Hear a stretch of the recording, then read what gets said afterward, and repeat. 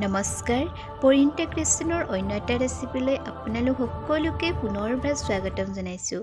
আজিৰ ৰেচিপিত মই লৈ আহিছোঁ গাহৰি মাংসৰ সৈতে লাই পাত। তেতিয়াহ'লে ভিডিঅ'টো আৰম্ভ কৰোঁ, চাওকচোন।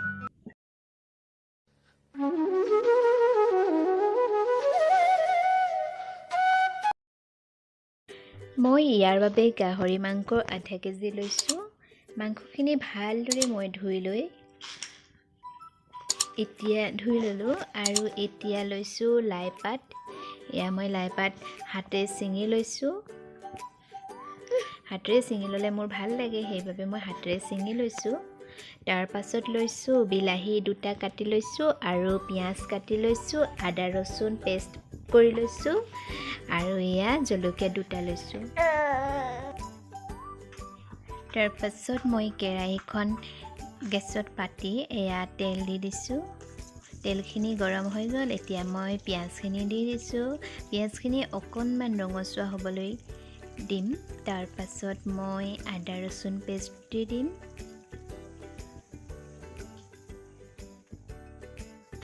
পিঁয়াজখিনি ৰঙচুৱা হ'ল। এতিয়া মই দিছোঁ জলকীয়া দুটা দিছোঁ আৰু আদা ৰচুন পেষ্টখিনি দি অকণমান সময়ৰ কাৰণে ৰাখি থ'ম। মই জ্বলা কমকৈ খাওঁ, সেইকাৰণে মই জলকীয়া দুটাই দিছোঁ আৰু মই মছলা বেছি ইউজ নকৰোঁ। চাই থাকক। এতিয়া অলপ সময় ৰাখি থোৱাৰ পাছত এতিয়া মই মাংসখিনি ইয়াত দি দিম। মাংসখিনি মই অলপ বইল কৰি লৈছিলোঁ। তাৰ পাছত মই মাংসখিনি দি অকণমান লৰাই দিম, মিক্স কৰি ল'ম গোটেইখিনি।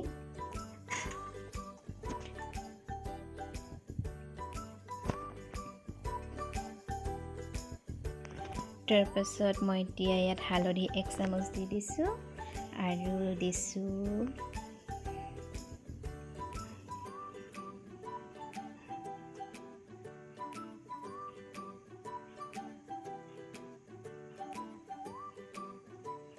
চিলি পাউডাৰ দি দিছোঁ 1 চামুচ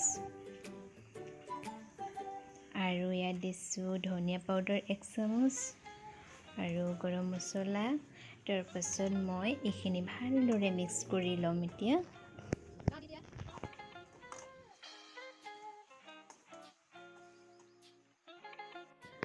এতিয়া এইখিনি মই অলপ সময়ৰ কাৰণে ঢাকি ৰাখিম। তাৰপিছত এইখিনি এতিয়া অলপ সময় সিজাই ল'লোঁ। এতিয়া মই ইয়াত আলু দি দিম। 2টা আলু মই দিছোঁ ইয়াত। আকৌ মই ভালদৰে মিক্স কৰি ল'ম। আকৌ মই অকণমান সময়ৰ কাৰণে ঢাকি ৰাখি থ'ম। আপোনালোকেও এনেধৰণে বনাই খাই পাইছেনে? সঁচাকৈ বহুত সোৱাদ নহয়নে? মই বহুত ভাল পাওঁ লাই শাকৰ লগত এনেদৰে গাহৰি মাংস খাই। তাৰপাছত অকণমান সময় ঢাকি ৰখাৰ পাছত মই এয়া পৰ্ক মছলা দি দিছোঁ অকণমান। তাৰপাছত দি ভালদৰে আকৌ মিক্স কৰি ল'ম।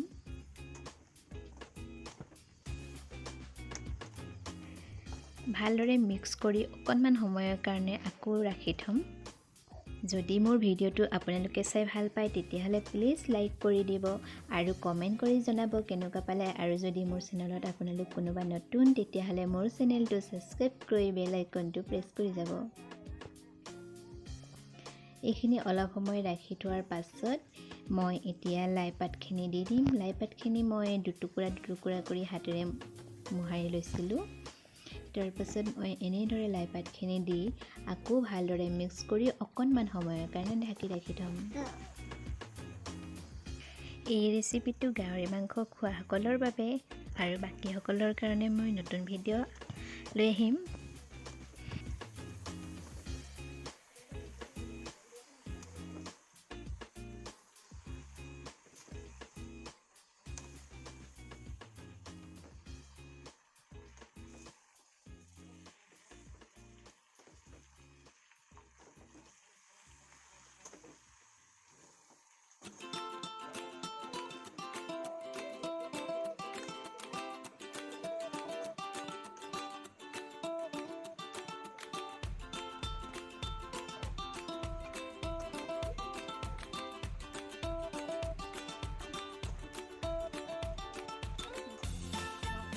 এয়া অকণমান সময় ৰখাৰ পাছত মই দুটা বিলাহী সৰু সৰুকৈ কাটি ইয়াত দি দিছোঁ আৰু এতিয়া মই মিক্স কৰি অকণমান সময়ৰ কাৰণে আকৌ ৰাখি থ'ম।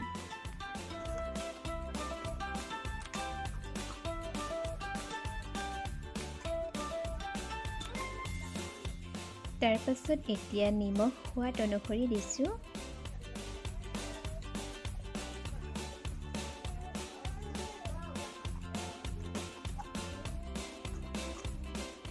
এতিয়া গোটেইখিনি ধুনীয়াকৈ মিক্স কৰি লৈ অলপ সময়ৰ কাৰণে ৰাখি থ'ম। এতিয়া ঢাকোনখন আঁতৰাই চাইছোঁ, মাংসখিনি ইতিমধ্যে সিজি গৈছে আৰু মই নিমখো টেষ্ট কৰি চালোঁ, ধুনীয়া হৈছে, টেষ্টি হৈছে। আৰু লাই শাকৰ বা পানী নিজে নিজে ওলালেই, সেইকাৰণে মই পানী দিয়া নাছিলোঁ। তাৰপাছত এতিয়া ধুনীয়াকৈ সিজি গৈছে আমাৰ গাহৰি মাংসৰ সৈতে লাই শাক। Tasty yummy. ভিডিঅ'টো শেষলৈকে চোৱাৰ বাবে আপোনালোক সকলোকে অশেষ ধন্যবাদ। পুনৰ এটা নতুন ৰেচিপিৰে আকৌ লগ পাম।